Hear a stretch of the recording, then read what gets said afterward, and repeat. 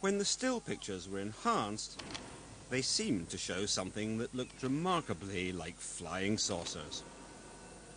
The saucers were witnessed by hundreds of people, from policemen to priests. Look! Some more excitable witnesses even suggested they'd met the aliens. But then one man saw the photographs and reached a rather different conclusion. And he knew exactly what he was talking about.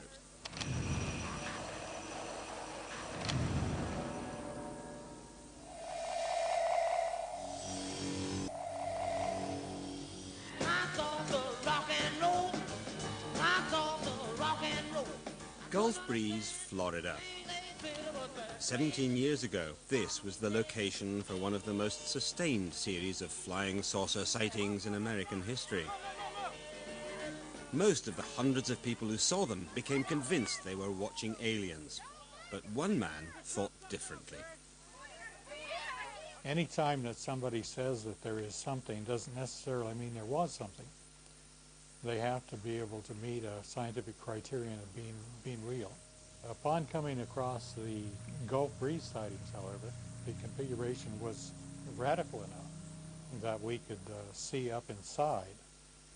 And that was up inside was light, and it as though it was hot. And not only that, but it was circular in configuration. Boyd Bushman thought he recognized what was powering these saucers, and he recognized it because he himself had worked on the technology. Bushman had spent 35 years in the forefront of weapons design, inventing the prototype of the Stinger missile before moving to Lockheed, at the heart of the American military saucer industry. While he was there, he and his team began experimenting with a radical new source of energy. This is nothing more than 250 turns of number 30 wire, and we took the leads and plugged it into standard house current. What happened next astonished everyone. And there it is. Even now, Bushman doesn't fully understand how this works. But when he saw the photographs of the Gulf Breeze saucers, he began to wonder if they were using the same technology. See, it starts smoking. This experimental coil is extremely dangerous and becomes very hot within seconds. But Boyd believes that explains the white glow inside the Gulf Breeze saucers, which he thinks are unmanned drones. If you modify the voltages and the frequencies, this configuration may well fly. In fact, should fly perfectly well. And we believe that that's what the people in the Gulf Breeze experiment did. So who were those people? He believes the saucers are another top-secret project developed by the U.S. military. It was probably nothing more than another branch of us. We have many, many little caveats of top-secret areas. I've been in many of them. I did indeed stumble across this and probably did develop it. And they did indeed have it choose that area to demonstrate this technology. They are devious and capable of doing this and worse. They've certainly been devious before. In the 1970s, there were a series of dramatic sightings of UFOs, but these were different. Many seemed to be triangular rather than circular.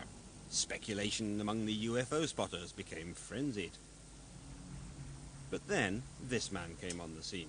His name is Jim Goodall, and he is, by day, a curator at the Museum of Flight in Seattle.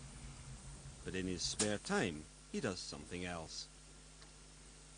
I go out in the desert when I have a chance. I've been out there over the last 15 years, about 80 some odd times. Jim visits top-secret aviation sites to photograph America's covert black projects. The best way to avoid being spotted is to rent a vehicle that's neutral in color. I had some infrared suppressive camouflage netting.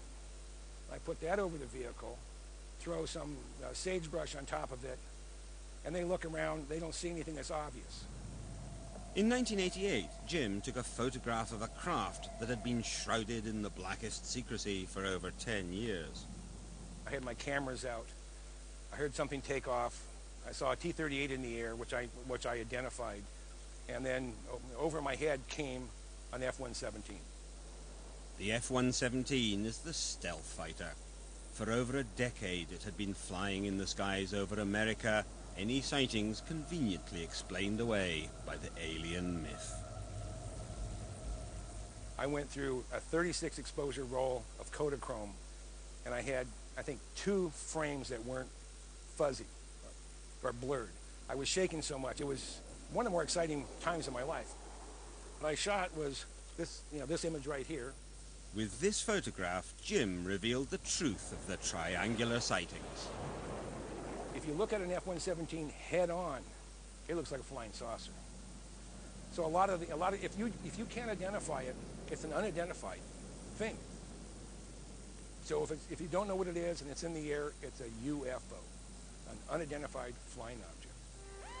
In the years following Jim's photograph, the flurry of triangular sightings abated, but the sightings of circular craft did not. Just last month, the Mexican Air Force released some extraordinary UFO footage shot by their pilots using infrared imagery. Bizarrely, although 11 craft could be seen, only 3 registered on radar. So, have the real aliens finally arrived? Or could these saucers too have something to do with the American military? Now, a dear friend of mine was named Ben R. Rich. He replaced Kelly Johnson at the Lockheed Skunk Works. And about 10 days before he died, I was speaking to Ben, but he told me, he said, Jim, we have things out in the desert that are 50 years beyond what you can comprehend. They have about 4,500 people at the Lockheed Skunk Works. What have they been doing for the last 20-some-odd years? They're building something.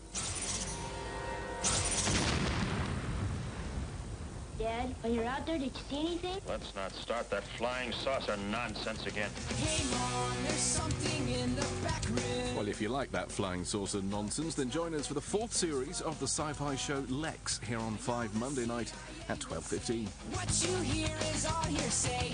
We all know conspiracies are done.